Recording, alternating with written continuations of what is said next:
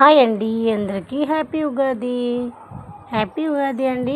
ఉగాదికి అయితే మేమైతే ఈరోజైతే చేపల కూర వేసుకున్నామండి.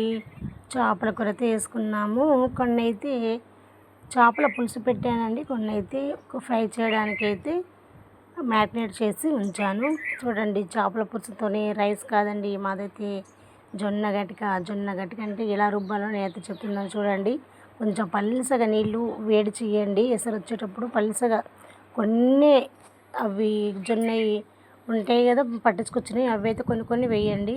ఇలా కొన్ని కొన్ని వేస్తే అవి ఉడుకుతాయి అన్నట్టు. మేము చిన్నప్పుడు మా నాన్నగారు పొయ్యి మీద వండేవాళ్ళు. పొయ్యి మీద వండితే మంచిగా ఉడికేటివి, కానీ గ్యాస్ మీద అయితే మాడిపోతుంది కదా, అందుకనేసి మాత్రం ఇలా కొంచెం తక్కువ వేసి ఇలా గట్టిగా పడే అంత వరకు అయితే ఇలా రుద్దండి. రుద్దితే అదైతే చాలా మంచిగా ఉడికిపోతుంది. ఓకేనా, ఒక సైడ్ గట్టిగా అవుతుంది, ఒక సైడు చేపల పులుసు అవుతుంది.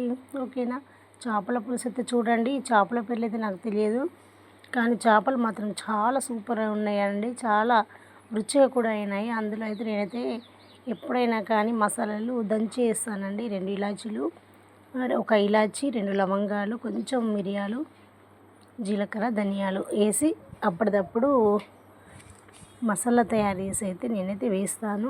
మళ్ళీ కొన్ని తీసి ఉంచాను అన్నాను కదా, దానికైతే చూడండి నేనైతే కొంచెం కార్న్ఫ్లోర్ వేసి మసాలా వేసి, కార్న్ఫ్లోరు, అల్లం వెల్లిపాయ, కారం, అంతేనండి వేసి నేనైతే చూడండి ఈ మసాలా అయితే పెడుతున్నాను చేపలకు. ఇది మ్యారినేట్ చేసిన తర్వాత అయితే 2 రోజులకు మళ్ళీ ఎంత బాగుంటుందంటే అంత బాగుంటుందండి. మీకు ఎంతమందికి ఇష్టం అండి ఈ చేపల కూర అంటే? వాళ్ళైతే చేపల కూర నచ్చిన వాళ్ళైతే నాకైతే కామెంట్ బాక్స్లో కామెంట్ చేయండి. ఓకేనా, నేనైతే ఇలా నాకు వచ్చినట్టు చేస్తానండి. నాకైతే కొంచెం మంచిగా రాదండి, కానీ సూపర్గా అయితే వస్తుందండి టేస్ట్. ఓకేనా, నేనైతే ఇదిగో చూడండి కొంచెం పెరుగు కూడా వేసాను. ముందు గుర్తు లేకుండా అండి చేయడానికి. పులుసు వేసుకొని తినడం నాకు ఇష్టం, ఫ్రై చేసి తినడం ఇష్టం లేదు, అందుకని గుర్తులేదు. నాకు ఇష్టమైనది వండుకోవాలంటే మాత్రం అన్నీ గుర్తుంటాయి. ఇలా ఇవి ఇష్టం కానీ వండాలంటే కొంచెం గుర్తుండవు. ఓకేనా, నేనైతే ఇలా తయారు చేసి అయితే పక్కన పెట్టుకున్నాను. చేపల కూర, అన్నం అయితే అయిపోయింది. ఇవి పక్కన పెట్టేసి ఫ్రిడ్జ్లో పెట్టుకుంటాను, పప్పుచారు చేసినప్పుడు వేపుకోవడానికి. ఇప్పుడైతే చేపల కూర జొన్న గడకతోనైతే అన్నం తింటాను. ఓకేనా అండి? ఓకే, మీరు కూడా ఇలా ఎలా చేసుకుంటారో కామెంట్ బాక్స్లో కామెంట్ చేయండి.